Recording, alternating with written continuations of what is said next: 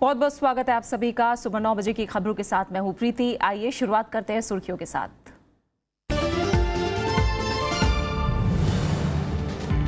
मुलायम सिंह यादव ने अखिलेश को बताया मुख्यमंत्री पद का उम्मीदवार। लखनऊ में आज होगी मुलाकात। पार्टी में संकट के लिए रामगोपाल यादव को ठहराया जिम्मेदार।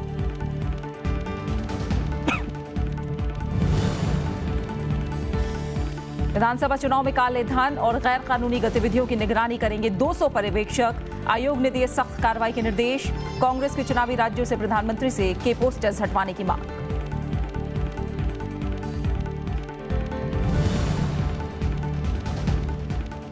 काले धन को सफेद बनाने में हुआ सहकारी बैंकों का इस्तेमाल। आयकर विभाग ने बढ़ाया जांच का दायरा। महाराष्ट्र, गुजरात और राजस्थान के कई शहरों में बेनामी लॉकरों से भारी नकदी जब्त।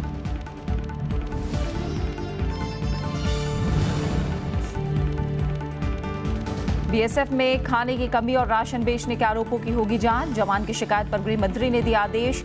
बीएसएफ ने जवान की अनुशासनहीनता का बताया रिकॉर्ड।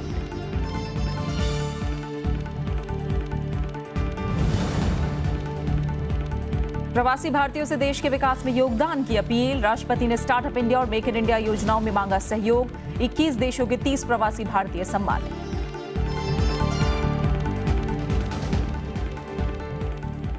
और सबसे पहले 5 राज्यों में चुनाव से जुड़ी कुछ अहम खबरें।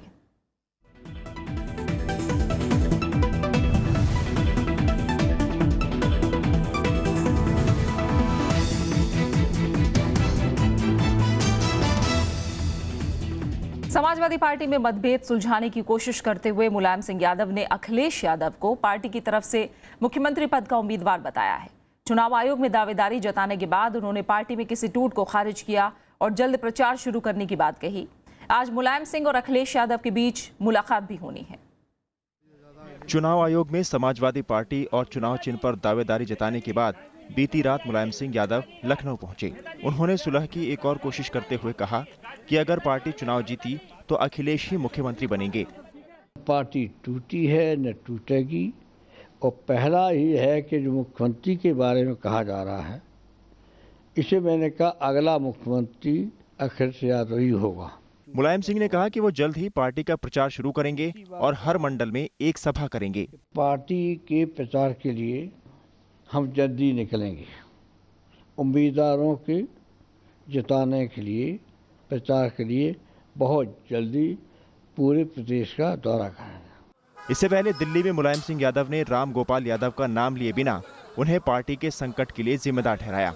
उन्होंने रामगोपाल यादव को सदन में पार्टी के नेता पद से हटाने के लिए राज्यसभा के सभापति को चिट्ठी लिखी। वहीं अखिलेश खेमा भी रामगोपाल यादव के नेतृत्व में चुनाव आयोग पहुंचा। उन्होंने कहा कि नामांकन से पहले इस विवाद का निपटारा होना चाहिए। इलेक्शन कमीशन हम लोग गए थे ये मांग करने कि जो पिटीशंस दोनों तरफ से हैं उस पर बहुत जल्दी फैसला कर दें, क्योंकि 17 तारीख से नॉमिनेशन शुरू है। लखनऊ में सोमवार दिन भर अखिलेश यादव के आवास पर बैठकों का दौर जारी रहा। उन्होंने विधायकों, पार्टी नेताओं के साथ चुनावी रणनीति पर चर्चा की। लखनऊ से कृति मिश्रा के साथ पंचानन मिश्रा, राज्यसभा टीवी, दिल्ली। और समाजवादी पार्टी में चल रही हलचल के बीच अपडेट लेते हैं। सीधा चलते लखनऊ। हमारी संवाददाता कृति मिश्रा हमारे साथ मौजूद हैं। कृति, आज की बैठक के बारे में क्या अपडेट है, क्या पता लग पा रहा है? और सुलह के संकेत जरूर मुलायम सिंह यादव की तरफ से मिल गए हैं, लेकिन क्या ये इतना आसान अब नजर आ रहा है? देखिए प्रीति, ऐसा नहीं है कि पहले सुलह की कोशिश नहीं हुई। कई बार मीटिंग हुई दोनों खेमों के बीच में, लेकिन फिर आकर पेच वहीं रामगोपाल यादव, अमर सिंह, शिवपाल और टिकट बंटवारे को लेकर फंस जाता था। लेकिन इस बार आज जो मीटिंग है, जो मुलाकात है पिता पुत्र के बीच में, वो अलग हो सकती है। वो इसलिए क्योंकि दोनों ही धड़े इलेक्शन कमीशन के पास पहुंच चुके हैं। 90% अखिलेश खेमे का कहना है कि पार्टी अखिलेश के साथ है। साथ ही कल अखिलेश गुट ने यहाँ लखनऊ में मीटिंग की। उन्होंने कई पेजों पर डिस्कशन किया। उनका कहना है कि अगर इलेक्शन कमीशन सिंबल फ्रीज कर देती है तो एक नए सिंबल के साथ चुनाव में जाना काफी मुश्किल होगा। साथ ही जो समाजवादी पार्टी का जो कोर वोटर बेस है उसको कंसोलिडेट करना अगर पार्टी अलग होती है तो काफी मुश्किल हो जाएगा। इसलिए आज देखना ये जरूरी है कि किस तरह का कॉम्प्रोमाइज फॉर्मूला पिता और पुत्र के बीच में निकल कर आता है। साथ ही प्रीति, मैं आपको ये भी बता दूं कि एक धड़ा ऐसा भी है जिसका मानना है कि ये पूरा सब कुछ काम कवायद स्क्रिप्ट के तहत की जा रही है ताकि अखिलेश की साफ सुथरी छवि पेश की जा सके। दोनों ही सूरतों में प्रीति ये देखना होगा कि समाजवादी पार्टी का कितना फायदा होता है, वो भी ऐसे समय में जब अब नामांकन प्रक्रिया बहुत जल्दी शुरू होने वाली है। जी प्रीति। बिल्कुल, अब देखना होगा आज की बैठक के बाद क्या निकल के आता है, क्योंकि 17 तारीख से नामांकन शुरू है। दोनों ही पक्ष चुनाव आयोग से भी मिल चुके हैं और अब जाहिर तौर पर बिल्कुल फैसला लेने का आखिरी वक्त है, आखिरी घड़ी है। ऐसे में क्या निकल कर आता है देखना होगा। कृति, बहुत बहुत शुक्रिया इस तमाम अपडेट को हम तक पहुंचाने के लिए। वहीं बीएसपी अध्यक्ष मायावती के खिलाफ बीजेपी ने चुनाव आयोग में याचिका दाखिल की है। उन पर धर्म और जाति के आधार पर वोट मांगने का आरोप लगाया है। बीजेपी का कहना है कि सुप्रीम कोर्ट ने धर्म और जाति के आधार पर वोट नहीं मांग सकने का फैसला सुनाया है, लेकिन 3 जनवरी 2017 को प्रेस कॉन्फ्रेंस करके मायावती ने धर्म और जाति के आधार पर उम्मीदवारों की सूची जारी की थी। बीजेपी ने उनके खिलाफ मामला दर्ज करने और पार्टी की मान्यता रद्द करने की मांग की है।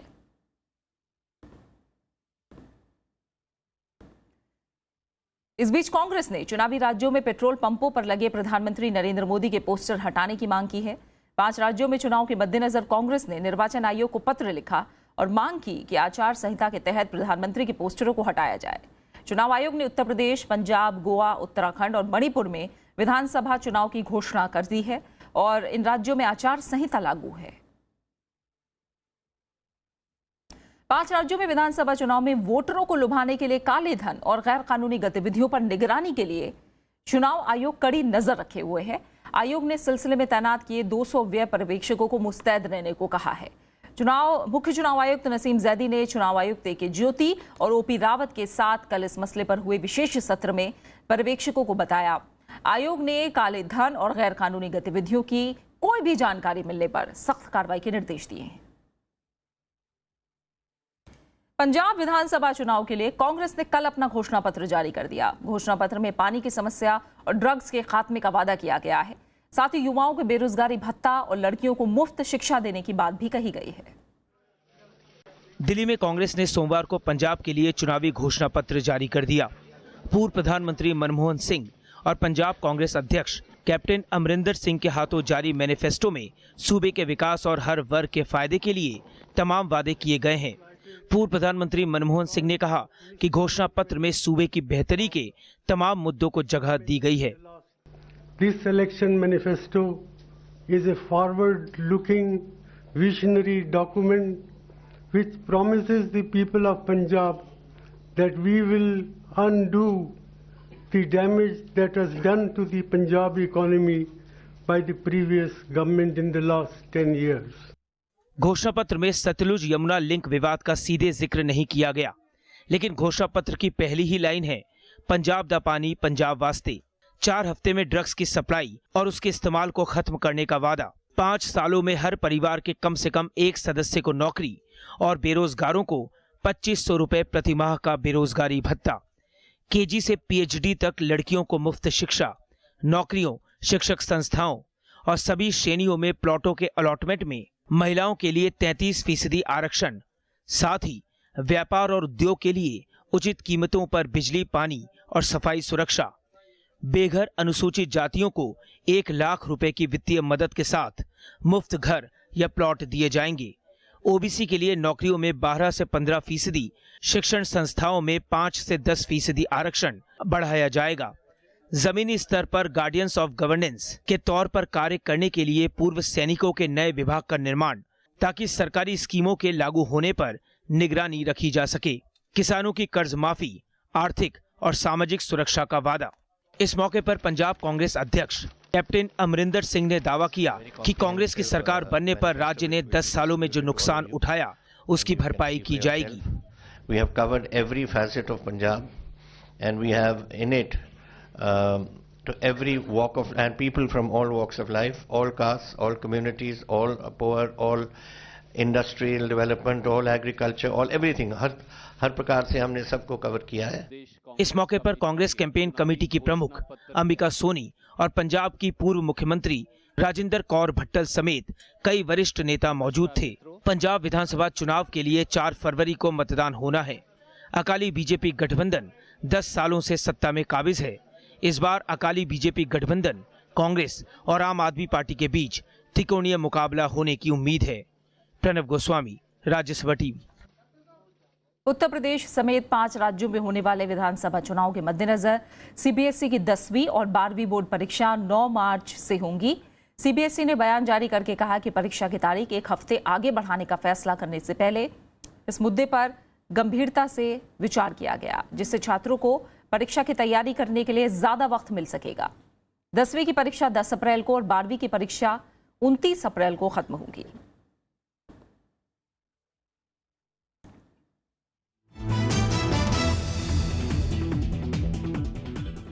और अब कुछ और अहम खबरें। आयकर विभाग ने कहा है कि कई सहकारी बैंकों ने नोटबंदी का इस्तेमाल काले धन को सफेद करने में किया है।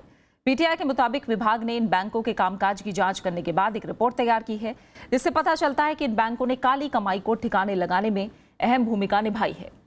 जांच में पाया गया कि राजस्थान में अलवर के एक सहकारी बैंक के निदेशकों ने संदिग्ध पहचान वाले 90 लोगों के नाम पर कर्ज हासिल करके 8 करोड़ रुपए का चूना लगाया। इन बैंकों में केवाईसी नियमों का ध्यान नहीं रखा गया। विभाग ने महाराष्ट्र, गुजरात और राजस्थान के कई शहरों में बेनामी लॉकरों से भारी मात्रा में नकदी बरामद की है। आयकर विभाग ने ऐसे संदिग्ध मामलों की जांच तेज कर दी है।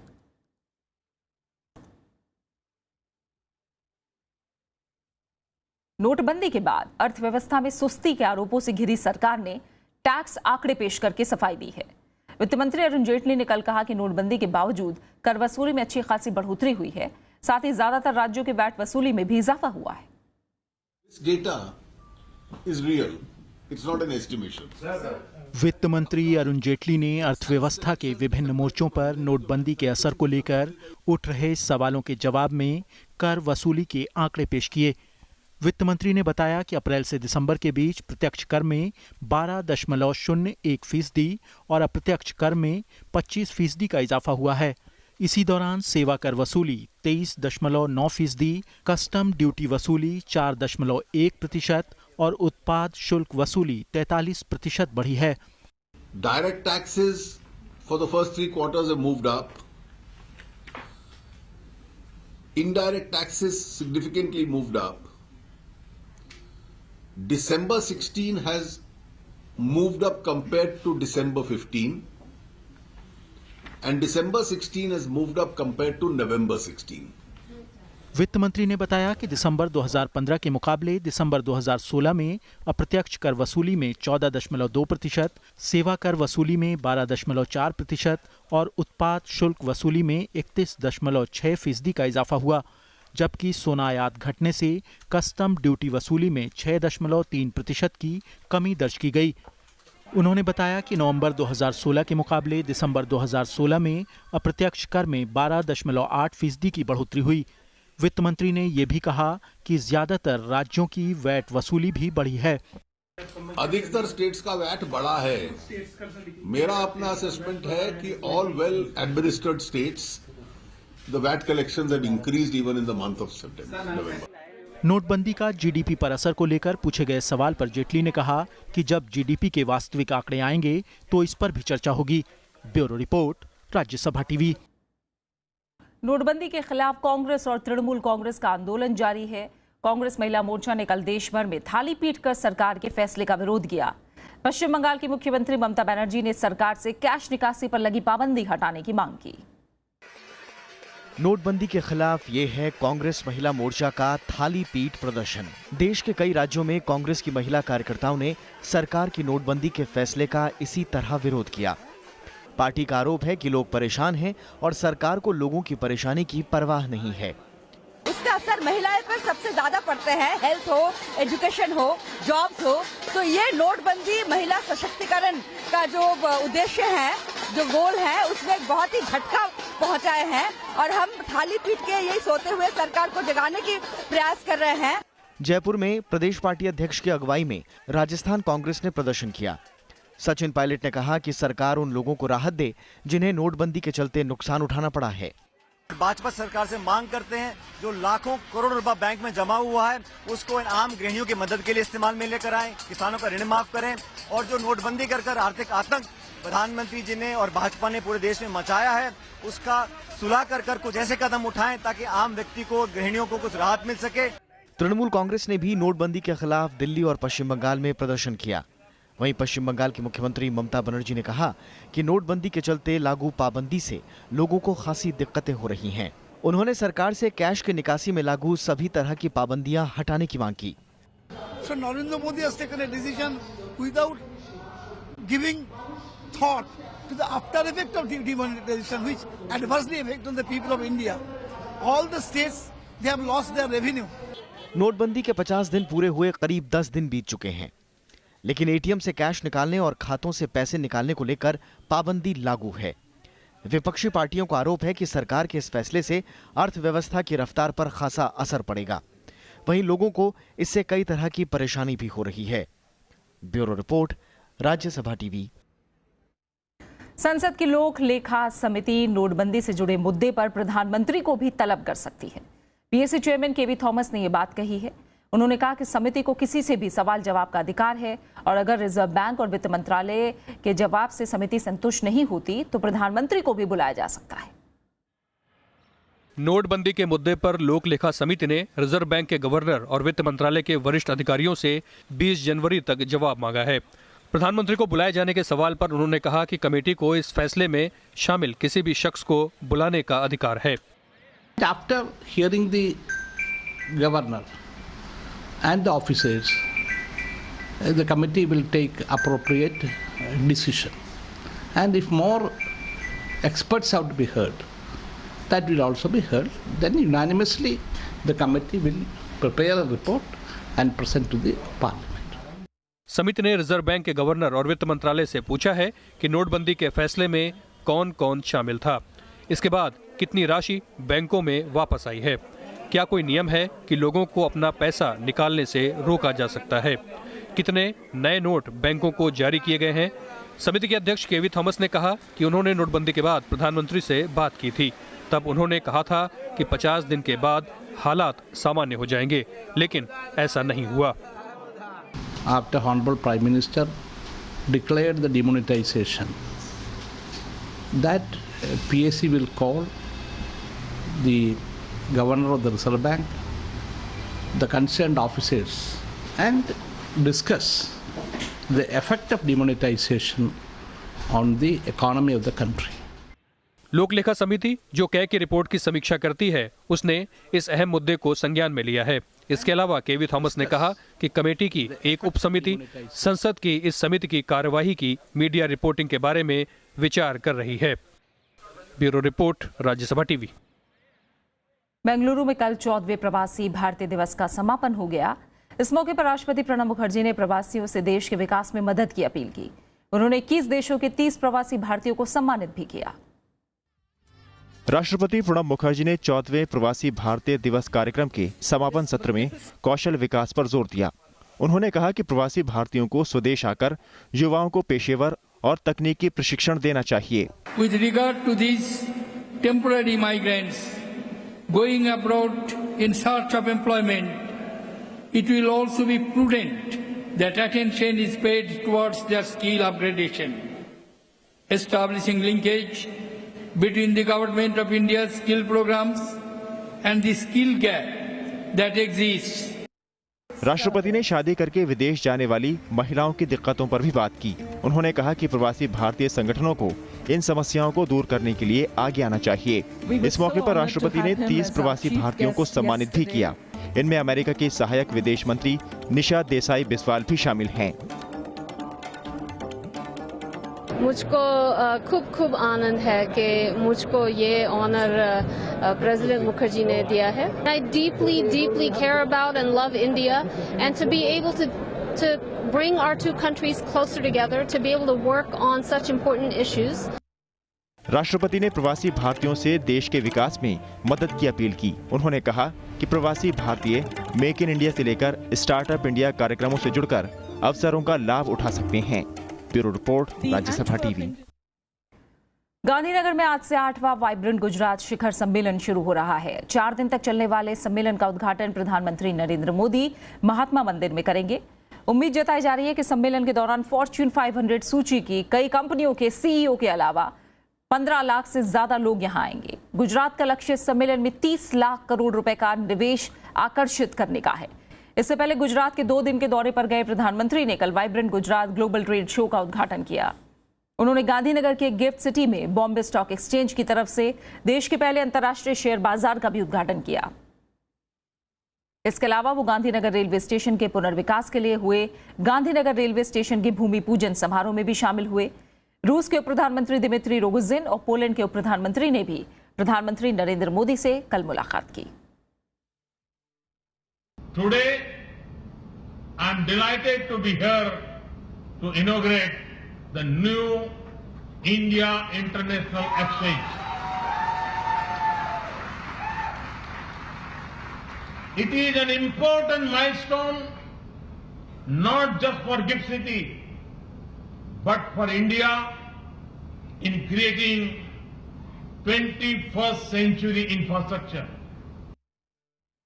प्रधानमंत्री नरेंद्र मोदी ने विज्ञान और तकनीक रोजगार का बड़ा जरिया बताया है। उन्होंने कहा कि इसकी मदद से लोगों की जिंदगी संवारी जा सकती है।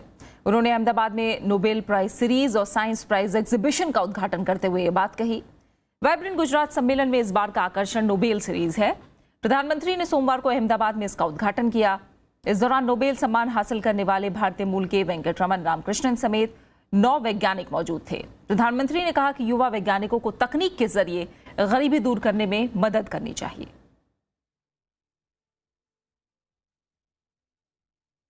साइंटिस्ट की जिंदगी भले एक लैब में पूरी होती हो, लेकिन उसका कंट्रीब्यूशन सदियों तक मानव कल्याण के लिए काम आता है। बीएसएफ जवान की तरफ से सोशल मीडिया पर डाले गए वीडियो के वायरल होने के बाद गृह मंत्री राजनाथ सिंह ने मामले में रिपोर्ट तलब की है। जम्मू कश्मीर में सीमा पर तैनात बीएसएफ जवान ने सोमवार को इंटरनेट पर अपने अनुभव से जुड़ा वीडियो डाला था। इसमें जवान ने बड़े अधिकारियों पर खाने में कमी और राशन बेचने जैसे आरोप लगाए हैं। एक बीएसएफ जवान की तरफ से सोशल मीडिया पर डाले गए एक वीडियो के वायरल होने के बाद गृह मंत्री राजनाथ सिंह ने मामले में रिपोर्ट तलब की है। गृह मंत्री ने मामले में उचित कार्रवाई करने के लिए कहा है। राजनाथ सिंह के आदेश के बाद बीएसएफ ने मामले में अपना पक्ष रखा है। बीएसएफ ने तेज बहादुर पर गंभीर आरोप लगाए हैं। बीएसएफ ने एक बयान में कहा कि कांस्टेबल तेज बहादुर का एक बुरा अतीत रहा है। अपने करियर की शुरुआत से ही उसे काउंसलिंग की जरूरत पड़ी है। जवान पर कई दिनों तक ड्यूटी से गायब रहने का भी आरोप लगाया गया है। मामले की जांच के लिए एक वरिष्ठ अधिकारी को भी भेजा गया है। सीमा पर तैनात बीएसएफ जवान ने सोमवार को इंटरनेट पर अपने अनुभव से जुड़ा वीडियो डाला था। इसमें जवान की तरफ से बड़े अधिकारियों पर भेदभाव करने और भ्रष्टाचार जैसे आरोप लगाए गए। साथ ही प्रधानमंत्री नरेंद्र मोदी से जांच कराने की भी मांग की गई। कांस्टेबल का नाम तेज बहादुर यादव है। कांस्टेबल 29वीं बटालियन का जवान है। Bureau report, Rajya Sabha TV.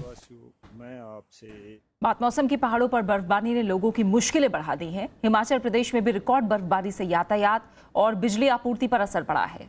लोगों के खाने पीने के सामान की भी किल्लत हो रही है। मुख्यमंत्री वीरभद्र सिंह ने सड़क और बिजली आपूर्ति में सुधार के लिए 25 करोड़ रुपए जारी किए हैं। वहीं दिल्ली, एनसीआर समेत उत्तर भारत के कई इलाकों में शीतलहर से ठंड पड़ गई है। पंजाब, हरियाणा, उत्तर प्रदेश में पारा लुढ़क गया है। कोहरे के असर से हवाई और रेल यातायात बाधित है। 21 ट्रेन देर से चल रही हैं, जबकि 9 से ज्यादा ट्रेनों के समय में बदलाव किया गया है। वहीं 7 ट्रेनें रद्द करनी पड़ी हैं। 7 अंतर्राष्ट्रीय और घरेलू उड़ानों पर भी देरी हुई है।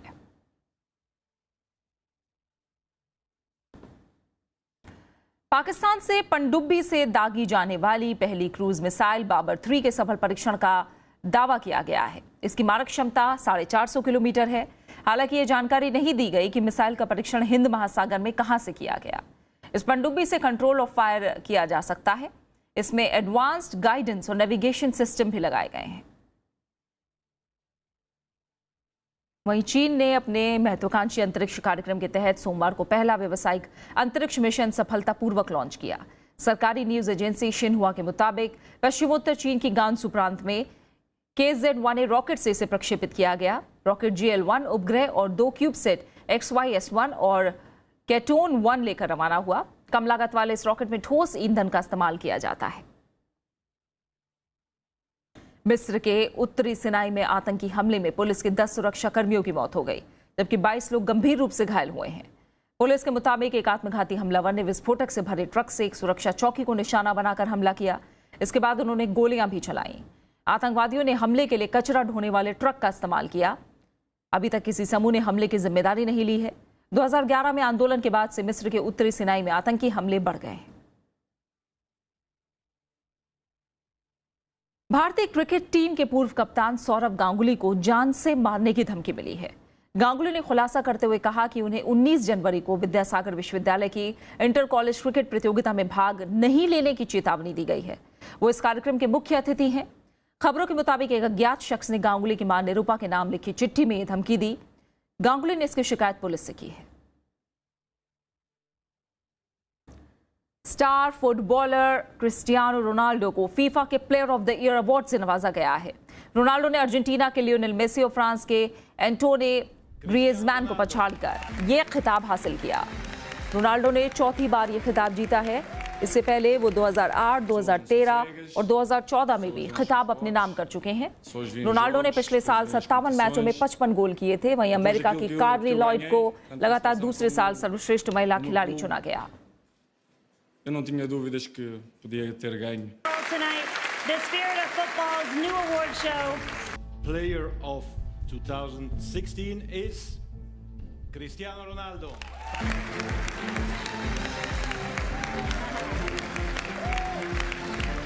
Pessoas não são cegas, pessoas dão os seus votos, pessoas veem jogos, pessoas veem as competições.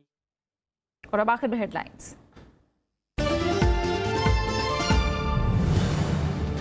Mulayam Singh Yadav ने अखिलेश को बताया मुख्यमंत्री पद का उम्मीदवार। लखनऊ में आज होगी मुलाकात।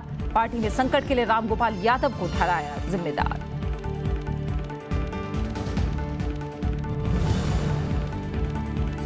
विधानसभा चुनाव में काले धन और गैर कानूनी गतिविधियों की निगरानी करेंगे 200 पर्यवेक्षक। आयोग ने दिए सख्त कार्रवाई के निर्देश। कांग्रेस की चुनावी राज्यों से प्रधानमंत्री के पोस्टर्स हटवाने की मांग।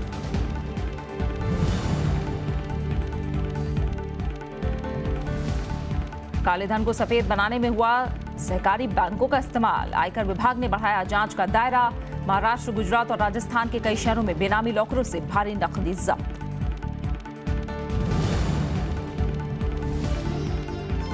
बीएसएफ में खाने की कमी और राशन बेचने के आरोपों की होगी जांच। जवान की शिकायत पर गृह मंत्री ने दिया आदेश। बीएसएफ ने जवान की अनुशासनहीनता का बताया रिकॉर्ड।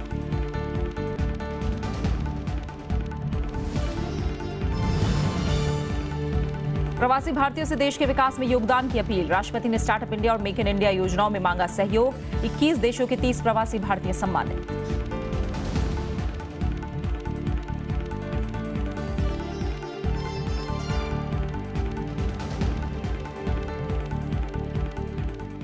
और फिलहाल सुबह 9 बजे की खबरों में मेरे साथ इतना ही। आगे देखिए देश देशांतर। नमस्कार।